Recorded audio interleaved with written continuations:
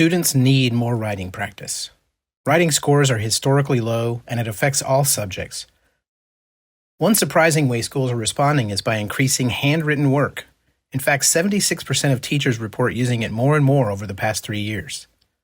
Writing by hand is the most reliable way to avoid AI cheating and digital distractions, and it uniquely promotes deeper thinking and memory. But grading handwritten work is a time-consuming burden for teachers. Grading quality and consistency can suffer. All-in learning removes the burden and makes frequent practice easy. Teachers use a document camera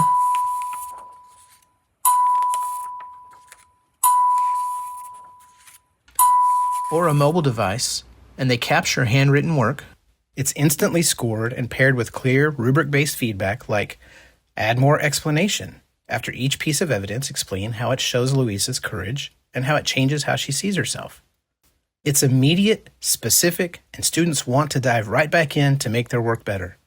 And teachers stay in the loop, stepping in whenever support is needed. This tool will also work for STEM subjects like science and math, allowing students to write out work naturally without fighting digital drawing tools or equation entry. And teachers can capture it in seconds for rubric-based scoring and immediate student feedback. It'll make daily math practice easier than ever with great data and feedback so students can make corrections and retry.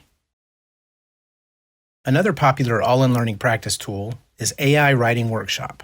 Students write a draft, then receive immediate feedback with specific tips like start with a clear introduction that states what big text is and why it's important. It's specific. It sparks ideas.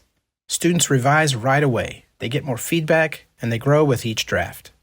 Teachers have a bird's eye view to spot the students who may need help most and connect with them. All-in Learning's AI has scored over 7 million essays, and teachers report that when students get a low score from AI, they don't take it personally.